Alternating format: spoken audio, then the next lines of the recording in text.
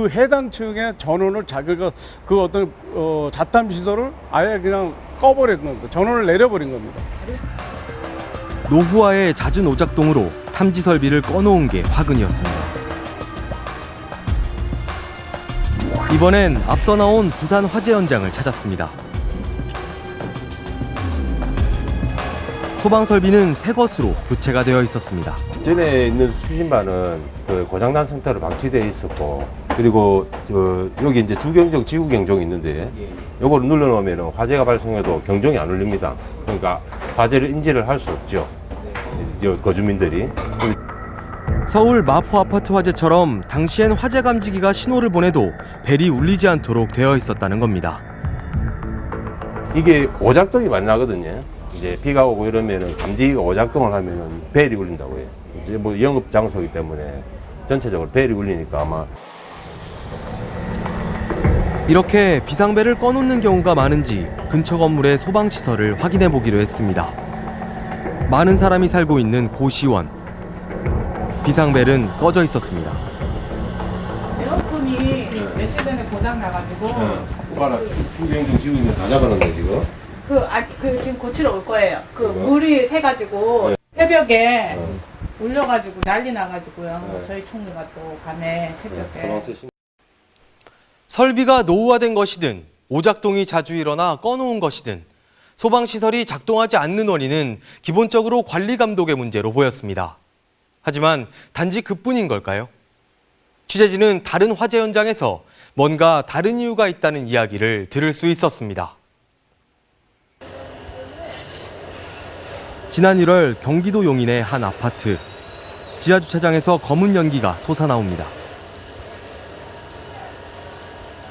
화재가 그 창문을 통해서 심하게 분출하고 있던 현상, 분출하고 있었습니다. 그래서 각 진압대가 각 방면으로 진압 활동을 하고 있는 상황이었는데 화재는 셌던 걸로 아주 세가지고 막 분출을 했어요. 누군가의 방화로 한쪽 구석에서 시작된 불이 한 차량으로 옮겨 붙으면서 걷잡을 수 없이 커진 겁니다. 그러니까 부랴부랴 내려보니까 벌써 여긴 전쟁터예요. 그러니까 이쪽에만 불을 끌 수 있었어요. 이쪽에서만. 다른 데는 끌 수가 없었어요.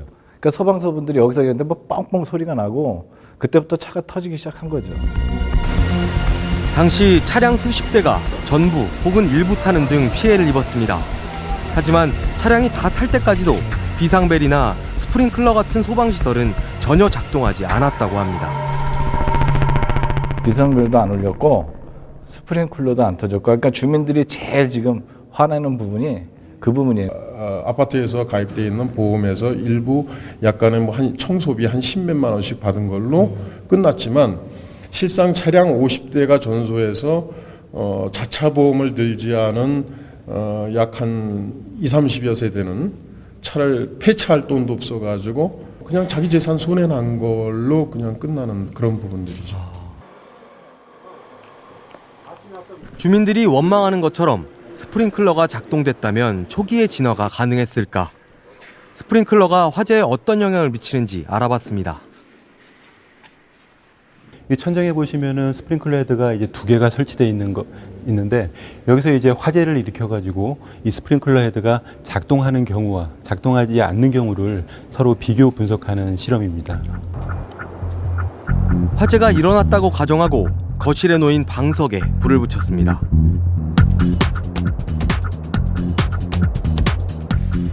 잠시 후 옆에 있던 바구니로 불이 옮겨 붙습니다. 불길이 점점 커지고 곧 신호를 받은 스프링클러에서 물이 쏟아집니다.